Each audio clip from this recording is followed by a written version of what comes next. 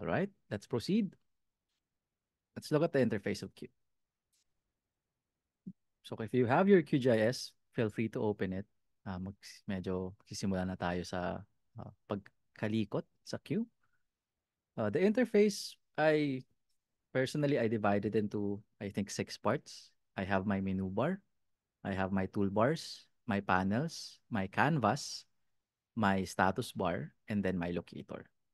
Isa-isayin lang natin, pero if you've used any application, it's just the same as every other application. The menu bar, it's a hierarchical menu, usually located at the top of the user interface. Kung may kailangan kang hanapin na settings, na application, na process, mahanap mo yun sa menu bar. But it's not most optimal way to use QGIS.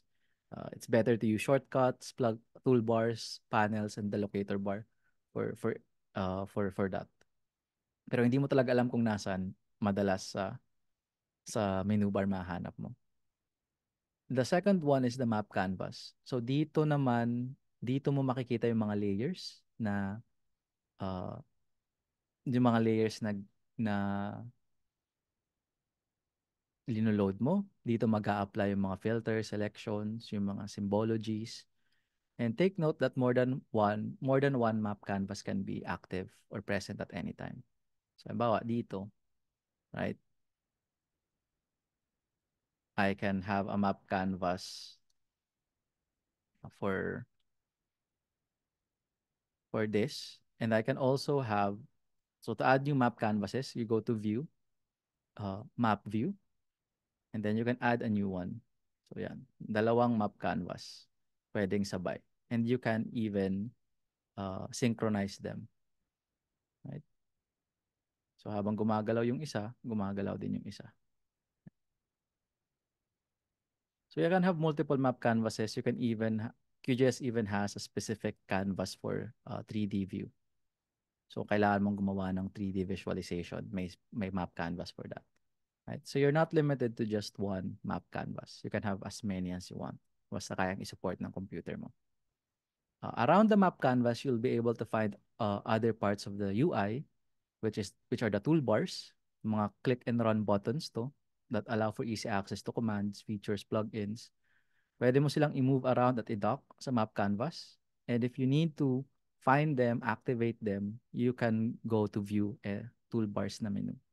Okay, let's make an example. This toolbar right here, this is the data source manager toolbar.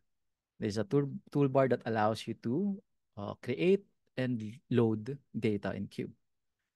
This is essentially a shortcut for layer, data source manager, or layer add layer. Right? Shortcut lang yan. Pareho lang sila ng ginagawa. But this is a toolbar that allows you to just easily click something and then mag-open siya. Yeah. Ito rin yung mangyayari pag pinindot mo yung nasa layer menu. Right? So this toolbar, if hindi nyo siya makita sa QGIS nyo, punta kayo sa view, toolbars. And i-check nyo yung toolbar na hindi nyo makita. Right? Pag naka-check, meaning visible. Pag naka-uncheck, meaning hindi visible. So if I uncheck itong data source manager toolbar, notice na nawala siya. And if I check it again, so view, toolbars, data source manager, ayan na siya. Right? So sometimes, ang nagiging issues ng beginner users, nawawala yung ilang mga toolbars nila or mga panels, hindi nila alam kung saan hanapin, andito lang siya. Punta ka sa view, either panels or toolbars, tapos i-check mo sila. Right? So yun din sa panels. So similar to toolbars, pero mas meron silang advanced or more complex functions na ginagawa. Essentially, an interface to other capabilities of Q. You can move them around and you can find a list of toolbars sa view panels. Right? One of the most common toolbars is this one. Panel is this one. Yung layers panel natin. Right? And like I said, pwede mo siyang i-deactivate. So, mawawala siya. Or i-activate, which is just check nyo lang.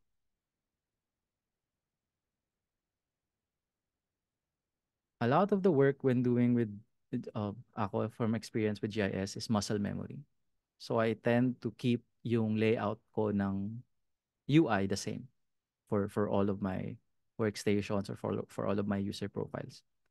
Laging nasa left yung layers tsaka yung layer order, nasa right yung browser, yung processing tsaka styling.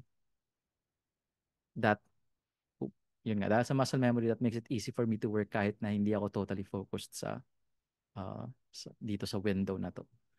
So maybe that's something na pwede nyo rin gawin. A lot of this is also muscle memory. Right? Another one is the status bar.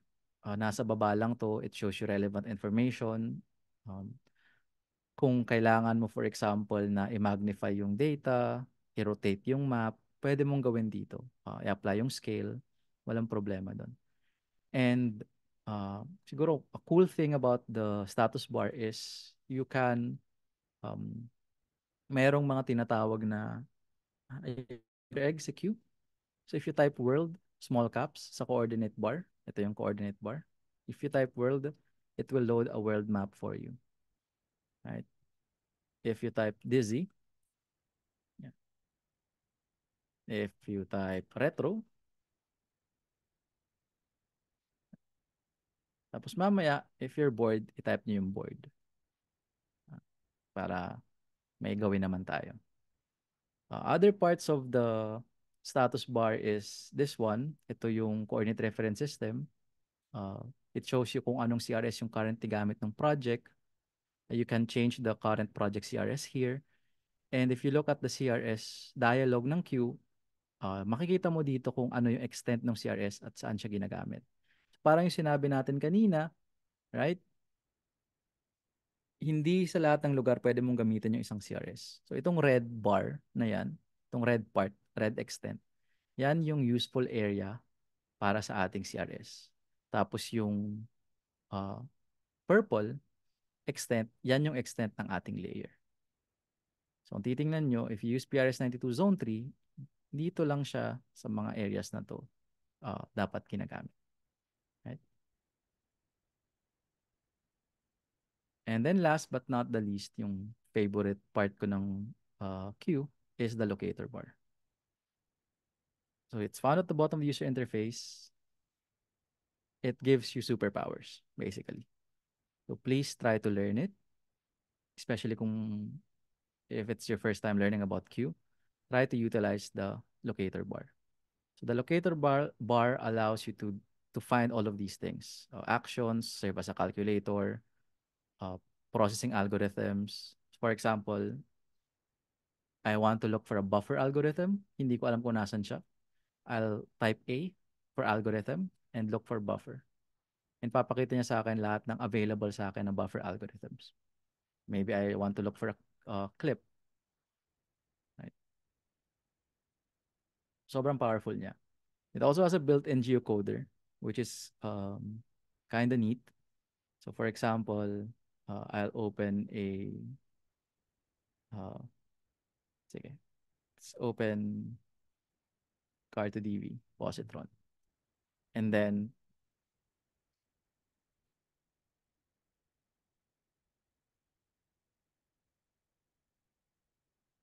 meron siyang built-in geocoder na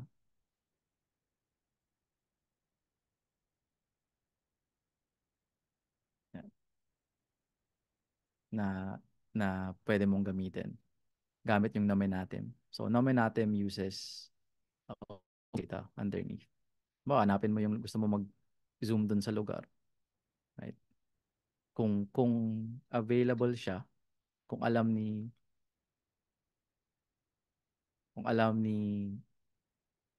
OpenStreetMap kung nasan yun, doon kanya dadalhin.